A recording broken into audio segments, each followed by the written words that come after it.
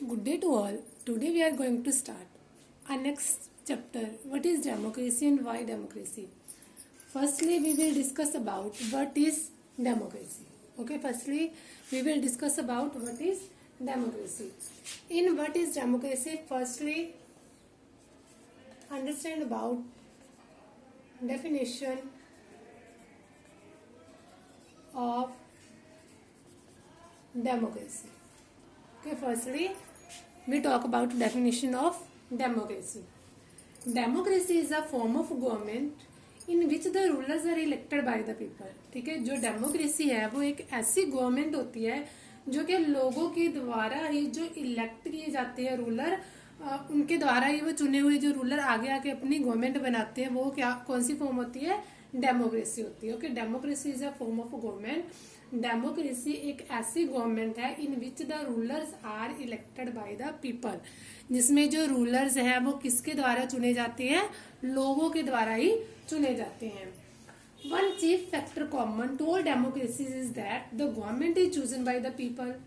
ठीक है, इसका जो और जो डेमोक्रेसीज है हर एक कंट्री की, उनका जो कॉमन फैक्टर है वो ये है कि उस वाले कंट्री की जो भी गवर्नमेंट होती है उसमें जितना भी हाथ होता है, जो कॉमन इंटरफेरेंसेस होती है वो लोगों की ही होती है. It also help student to demarcate between democratic and non democratic government. ठीक है, जो स्टूडेंट्स होते हैं वो भी क्या करते हैं, इन दोनों में बहुत ज्यादा हेल्पफुल होते हैं. Form the non democratic government, जो नॉन डेमोक्रेटिक गवर्नमेंट होती है जिसमें लोगों का इंटरफेयर बिल्कुल भी नहीं होता. Take the example of Myanmar where rulers were not elected by the people. ठीक है, बहुत सारे कंट्रीज ऐसी हैं जिसमें क्या है, डेमोक्रेसीज फॉर्म ऑफ डेमोक्रेसी नहीं है, तो वहां पे कौन सी गवर्नमेंट रूल करती है?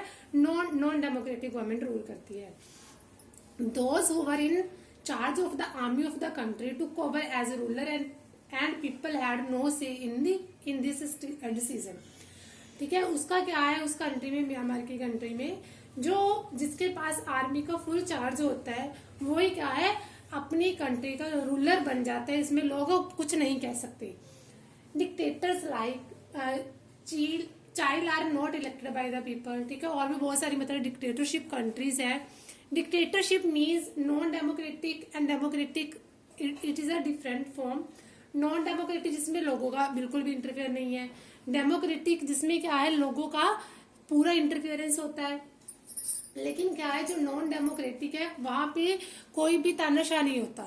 ठीक है, now third form is government dictatorship. ठीक है, डिक्टेटरशिप में क्या होता है कि जो एक मान लो रूलर है, आगे उसी का जो कोई फैमिली मेंबर है वो ही आगे चल के उसका रूलर बन जाएगा उस कंट्री का. This also apply to monarchies. ठीक है, इसको मोनार्ची सिस्टम का भी नेम दिया जाता है. एक का अधिकार मतलब कि उस वाली कंट्री पे उन्हीं फैमिली मेंबर का पूरा रोल है, पूरा कंट्रोल है. चाहे तो वो लोगों के साथ अच्छे तरीके से बिहेव करे, चाहे बुरे तरीके से बिहेव करे, लोगों को उन्हीं के तरीके से चलना पड़ता है.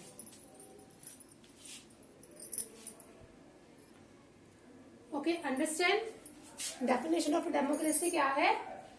Democracy is a form of government in which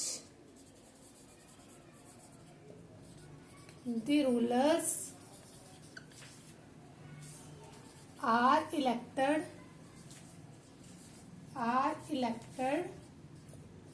by the people. Okay, understand?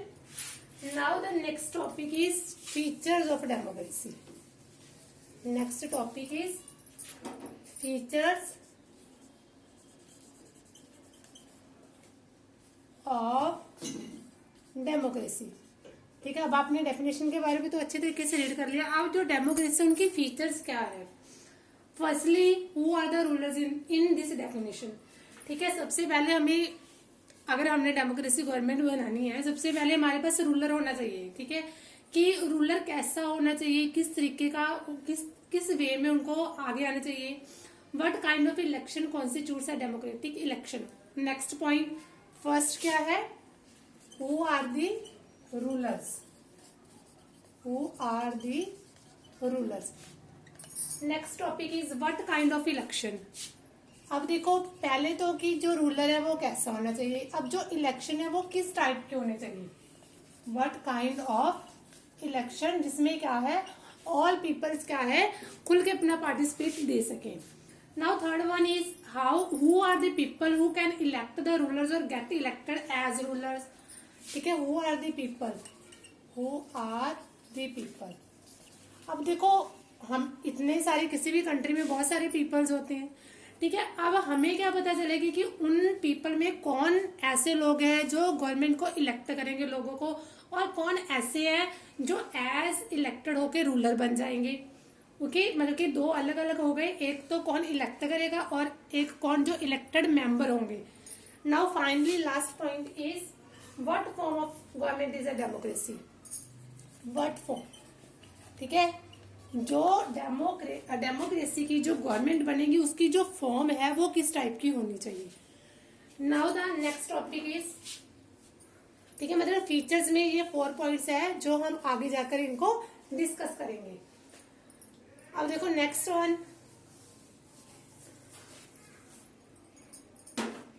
Is major decision by elected leaders. Major decision by elected leaders. अब देखो जो लीडर्स है जो इलेक्ट होके आगे गए हैं उनके जो डिसीजंस है वो कैसे होने चाहिए।